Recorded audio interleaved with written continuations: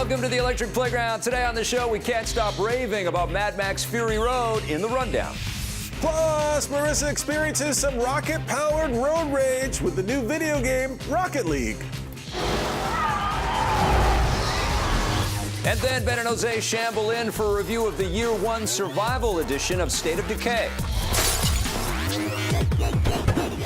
Also coming up, we have some classic zombie action with a look back at the first Dead Rising game, have a review of Samsung's massive new SUHD TV, and much more today on EP Daily. Brought to you by EB Games.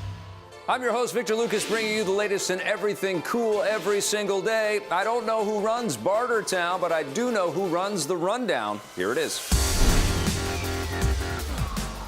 Mad Max Fury Road is a big hit, but can it break in the gold at the Oscars? Before the film hit theaters earlier this month, it received a standing ovation at the prestigious Cannes Film Festival in France and has received rave reviews from critics all over the world, including this one.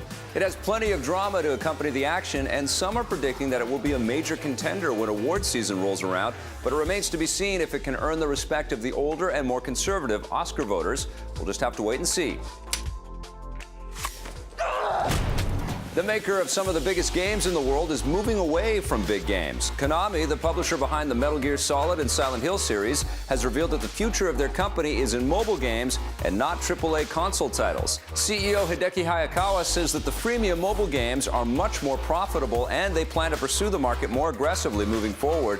This is sure to come as a big disappointment for fans of Konami's console games, but not all that surprising given the way that the gaming industry has been moving in the last few years. Konami's next big console game, and hopefully not their last, is Metal Gear Solid 5, The Phantom Pain. It will deploy September 1st. Here to help me talk about these topics in the rundown today is the furious Marissa Roberto. Just call me Furiosa. All right, we'll start with Konami. They are joining what seems to be a little bit of a movement away from AAA console games, expensive things. No doubt this is part of some of the drama that has been unfolding with the Kojima Productions. It does feel like companies are moving away from AAA. They're just finding it too expensive and risky. But also, we don't really know where these mobile games are going now. A lot of these mobile companies, the big ones, have laid off a lot of people. They're not making the money that they used to be making. So I'm not sure. This is kind of a scary move. I feel like just everywhere in this industry right now, no one's really sure where to go. And I'm like, mobile looks like the most inexpensive thing and the thing that will get them the most money, but I'm not sure that's the path anymore. Yeah, this is the thing. I mean, the games industry is a technology industry, and I think that with technology, there is always this chasing whatever is hot kind of thing, you know, and it's a pervasive element of all sort of forms of tech. But games are a medium that is also an art form, and I feel like the long play, like Nintendo is doing, like Sony has been doing, and like Xbox have been doing with their investments in titles and in studios and brands and art, is the better play, you know? And I know that it gets tough and it's risky and stuff, but I think it's crazy if Konami's not going to be making us more AAA Metal Gear Solid titles. Yeah, it's a weird time for sure. Something that really came out and surprised everybody, and to standing ovations around the world and a lot of acclaim, is Mad Max Fury Road. This is in the good news department. Now things are bubbling up about this movie actually having Oscar potential. What do you think about that? I mean, I really did enjoy it. It did keep me on the edge of my seat for sure, but I understand people getting really excited about something like this because it really just plays to our ADD. Like, it just plays to our emotions, and just we want to be involved for so long, and this movie really keeps you in it. Well, I think it's the life that's on screen, you know? It's not, you know, hand-drawn or computer-generated illustrations. There is some beautiful, you know, coloring and some beautiful CG work that's a part of this movie, but there's so much practical, and there's so much incredible stunt work. It will likely get some visual effects nods and some cinematography nods. I don't know if it's going to be in the Best Picture category. No, well, but there's really good acting here too. Not a lot of dialogue though, but really good acting. It's a great movie. It really is. But we need a break from it. I can't go see it right away like we saw Avengers, right? Yes. Well, right now we've got to go to your interview about Rocket League. Dave, I like soccer, but I feel like you like soccer a little bit more because you really took it to the next level. What is happening in this game? I'm seeing rocket cars. Yes. So the funny thing is we actually started out with the rocket cars, and we were looking for different ways to make a really cool game out of it. There's a lot of people at our studio who are big soccer fans. I'm probably one of the biggest. And we thought, let's just do a mode with soccer and see how it goes. And after that, we couldn't stop playing it in the office. Eventually, we're just like, this is the game we have to make. It's crazy, rocket cars playing soccer, but it's fun.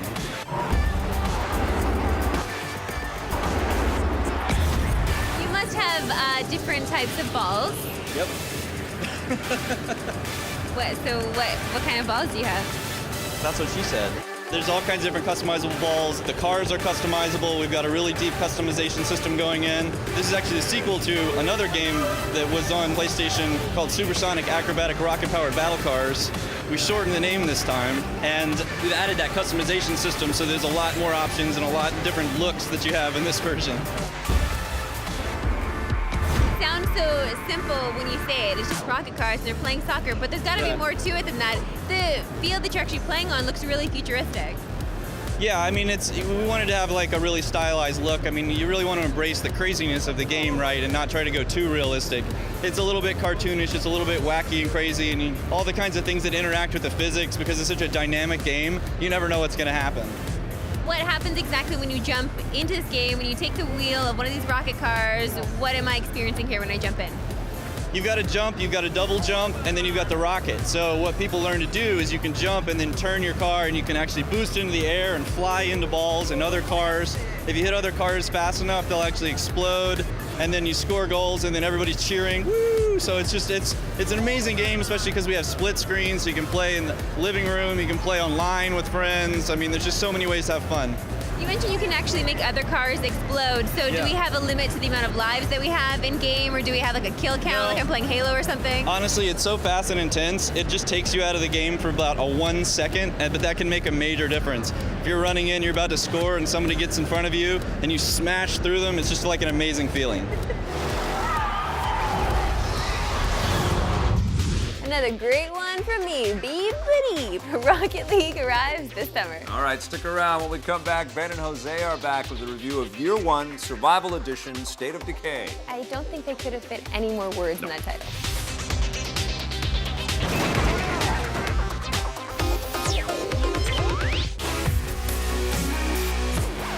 Welcome back to EP Daily. Fun science fact, zombies look better in high def. Marissa, quick correction. Everything looks better in high def, including you. Oh, yeah. Terribly humble, as always. Listen, State of Decay has arrived in the super high def Xbox One, and Jose and Ben are here with a review. Let's see how they look in high def.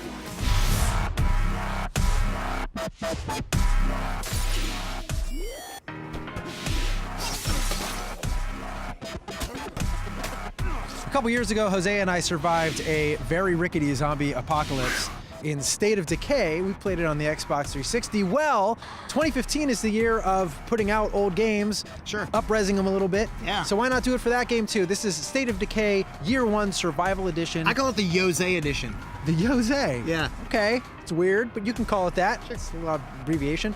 This is available for your Xbox One, and what it is essentially the same State of Decay that you played before, but you've got a little bit of extra DLC in there, and you've got what they say 1080p, sweet ass visuals. Jose, are they lying to us? Or are they right? I mean, the visuals do look better. I mean, I went and took a look at it again on the 360, and then I played it on the Xbox One.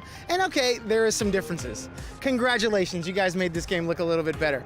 But there's still some of the same issues that I had with the original playthrough of the game, like the control sometimes when you're in the middle of these battles that I just found still broken. Dude, help now, please! It's really upsetting because what they've done is essentially kind of glossed over the game. They've made the models a little bit better. Everything's a little shinier. You don't get quite as much tearing with seams and stuff. So it looks a little bit cleaner, but it still doesn't look very good. This was never a great looking video game. I still dig the core ideas of State of Decay, and you're right, it's about community building, it's about surviving a zombie apocalypse in kind of a realistic way. You've got to get supplies, you've got to like protect your little fortification, you got to figure out, are you gonna grow your own food, are you gonna get medicine to people? People start freaking out, like your little gang starts having breakdowns, you got to deal with that. The SSDF. Yeah, For sure. It sure does. And it's really cool watching that happen. It feels a lot more Dawn of the Dead than Dead Rising. You're not going to go into a group of zombies and like, put a chainsaw on a broom and wipe them all out. Which would have made this game It kind of awesome. would have, because the combat in this game is a bit of a problem. It was a problem before, and unfortunately it's still a problem now. Now, quick question I have for you. At the beginning of the game, when you're starting, it'll ask you if you want to upload your save from your Xbox 360 version. Could you do that? I did not. tried. It wouldn't let me. Yeah, I didn't actually try it. I wanted played to start this game. I was from like, fresh. this is great. I'm like, this is going to be cool. I don't have to start all the way over from the beginning. I can bring over my save from the Xbox 360. I don't know how the hell it would have known because my Xbox 360, I don't believe, saved in the cloud. It was on my console. And so I was kind of sad I don't by really that. understand how that was Is there supposed something to I work. missed? Yeah. Was there something in the manual of this downloadable game that I didn't get?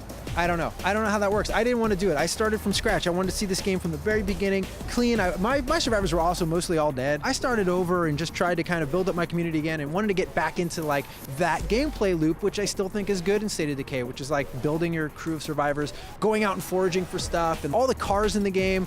You know, if they blow up, they're gone forever. I love the permanence of everything in this world. It's really interesting. It's got a lot of cool ideas, and it is fun. It's just rickety and a little broken, and I don't understand why in 2 years they haven't been able to patch all that up. They could have just patched all that up, not fixed the graphics at all, and re-released it, and it would have been better than fixing the graphics and having all the broken code. Well, I think now they're getting ready for the next iteration of State of Decay. That's not the original game. That's just 2 years old and remastered. I think they're going to hopefully be delivering us some brand new undead goodness, maybe with the country of Decay. Well, hopefully, not just the state. Hopefully it won't be decaying anymore. I'm tired of this game decaying as I'm playing it. I want it to be in better shape. Even though it's cool, I still had fun playing it. I just didn't have as much fun as I would hope out of a big HD remaster. And for that reason, I'm giving it exactly the score I gave the 360 version, a 7 out of 10. I'm giving the Jose edition a 6.5. Jose would do that. Nice work, boys. Now it's time to open the EP vault. Yep, it's Vic and Tommy. Shh, quiet. It's Vic and Tommy with the original Dead Rising in 2006. Jones, we already opened the vault. I thought it needed to open more. No.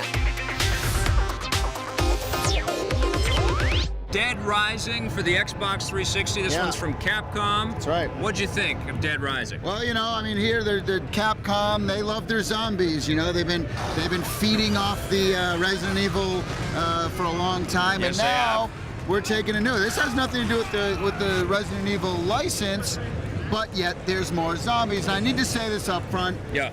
Why zombies? Zombies are the slowest, methodical. I mean, they're not fun to And they're dumb, but they're fun to kill. And I think that's the whole idea here, is they're giving you as many unique ways that you can kill a zombie as you can possibly imagine. That's right. The idea, I think, was to kind of blend a little of the sandbox Grand Theft Auto type gameplay with Resident Evil and pick up the pace and give you like swarms of bad guys and zombies to kill and take care of. And it actually, that is the best part of the game. I mean, that when you look at imagery from the game, you think that's all there is to the game, but there actually is quite a lot of little details and stuff. But the best part of the game definitely is using the weird weapons that you can concoct and kill the bad guys. Well, the game starts out with a really incredible cinematic. Yes. I mean, they've really got the sense of storytelling down a lot in this one, and I mean, it really does feel like you're watching the beginning of a part of a movie. And I like know? the story too. I like the fact that you're playing a photojournalist. His name's Frank West, and he's like basically going into the war zone of this town that's been taken over by zombies. And he's taking pictures as he's flying in a chopper, and then he lands on a shopping mall and has to kind of work his way through the mall. And he meets survivors, and they send him off on little different missions, and you can actually have people join you for some of the stuff, and you can give them commands.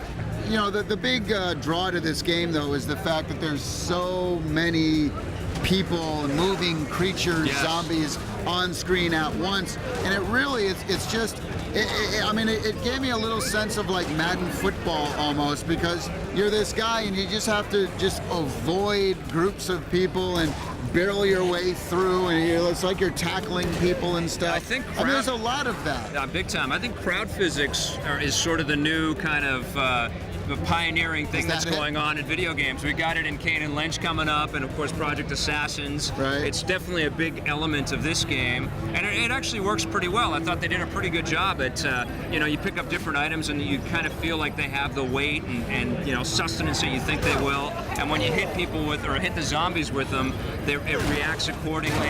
One of the unique things as well is that the whole story actually takes place in 72-hour period. Yeah, that's right. And almost like I don't want to say it's real time, but it's real time from within the game. Yeah, in the game world it is. Like the show 24. Yeah, it's kind of like that. So basically, you have to solve the different sort of mysteries, the cases that are thrown up at you in the game, and you have to get your best story and get out of there before the zombies crush you and kill you. So it's a kind of an interesting dynamic. But they've set up a really weird save system, so you can kind of paint yourself in the corner and get stuck without enough kind of time to get to the next mission. That's the problem. If you save at the wrong point, you have to start the game pretty much all over again from the beginning. And it does get really hard because you are swarmed by different creatures. And when you're trying to take photos, especially, up your score and beat those kinds of the journalist type missions. It just doesn't have the depth of gameplay as, say, Shadow of the Colossus or a Resident Evil 4. Yeah, it's no Resident Evil 4. But it is damn good. I'm going to give Dead Rising an 8 out of 10. What about you? I'm giving it a 7. I love watching those two work. They're kind of like the video game Study and Share. I got you, babe. Okay, listen, we've got more coming for you after the break because Vic and I are reviewing a big old TV. It's this big. Bigger.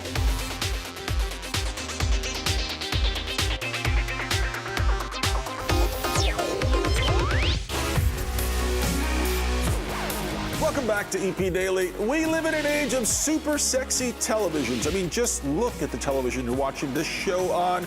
Super sexy, right? Well, Samsung never rests, as we discovered when we took a look at the SUHD. Vic and Marissa monkeyed around with it. Here's the review. We get to look at a lot of cool things on this show, but I don't know if I've ever been so excited to receive a product as this 55-inch curved television that Samsung is very excited about because obviously they know that we talk about video games and effects-heavy movies and things like that on this show. They wanted us to put our eyeballs on this thing and experience it. It's full 4K. It's got 3D, it's a smart TV. Yeah, it's tough not to put your eyeballs on this thing, right? It's just so in your face with its glory. It's massive. The second I walked to the office and saw this thing, my mind was blown. The TV wasn't even on yet. It's just huge. It's massive. It's a mini IMAX in your house. It's exactly what it is. Right? Yeah. And it sits on this curved stand, okay? This curved stand that you wouldn't think is holding up this massive TV, but it does. It's just there for you. And what you can do, because what Samsung wants you to do is customize, right? So what you want to do then is get their sound bar that you can then attach to it, so you can get all the sound. Like the TV's glory should match the sound. They should really send us one of those sound bars. Okay, well let's just relax on that for a second,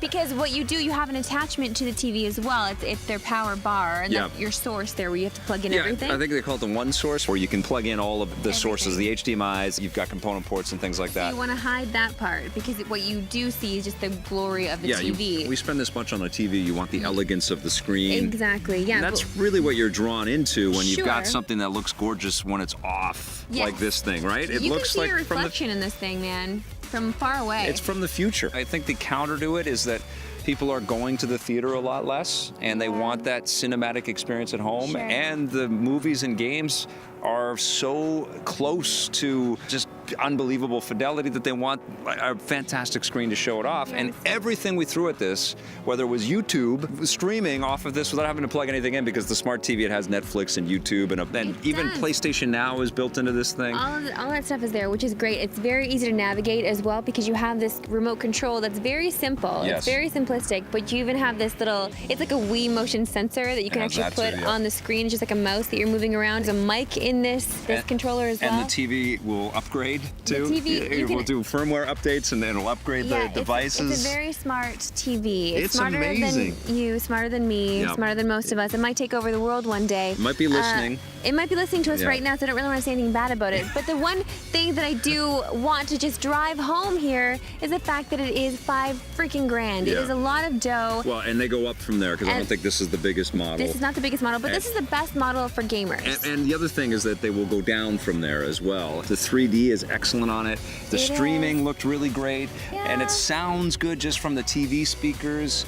Okay, but wait. If you really want a full surround sound, you want a full home experience, if you're going to invest the $5,000 in the TV, you better invest in a nice sound bar too, because you're not going to get the greatest sound from this thin screen that's curved. Yes. It's just not going to happen. I'm very impressed, Samsung. This is a great product. I'm going to give this a 9 out of 10. Whoa, a 9? Yeah, what are you giving it? It's really expensive, Vic. It gets a 7.5 from me. Okay. So that's officially on my Christmas list for this year, along with enjoying a glass of Chablis with Charlize Theron. Write both those down, Santa. And Twitter question of the day is coming up after this. If you want more EP, go to our website, epn.tv, for bonus content and full episodes. We're also on Facebook and Twitter.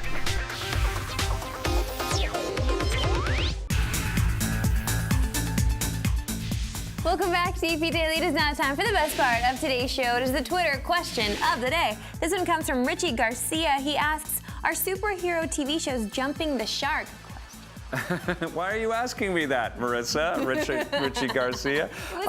I'm watching them all, and I'm enjoying most of them. Even, sometimes the Gotham episodes are a little flat. Sometimes the Agents of S.H.I.E.L.D. leave me a little wanting a little more. A little more? I think Agents is probably the one that struggled the most for me because of how strong the Marvel movies are. Are you still watching Gotham, really? I am, yeah, and I'm having a harder time getting sucked back into Gotham. Oy. Those are the two that I'm most concerned about. I think what DC is doing with the CW, with Arrow and the Flash, and now we talked about Legends of Tomorrow. I'm actually excited about that, and I saw the Supergirl stuff. I'm excited about that too. Okay, we saw the Supergirl stuff. We saw the whole episode of Supergirl. Yes. Like, we get it. We know what's happening now. Yeah. Honestly, Vic, it's getting to be a little bit too much. I think if you're not into this stuff, it's going to be a bit too much. I do like it, but I'm drowning in it now. I know, there's too many. Okay. All right, remember, you can get caught up on our reviews and all kinds of other cool things at epn.tv. Speaking of superheroes, we've got more coming for you in the next episode of EP Daily, including a look at Ant-Man. Thanks for watching. Bye.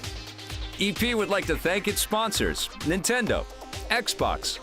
EP's mobile coverage is brought to you by Gameloft, makers of Dungeon Hunter 5, which you can play for free on iOS and Android right now. I think it will fit into the world that they're creating, yet at the same time it has its own personality, and it's funny, but it's also moving at times and exciting. So you need to know how to punch. You want to show me how to punch? Show me how to punch.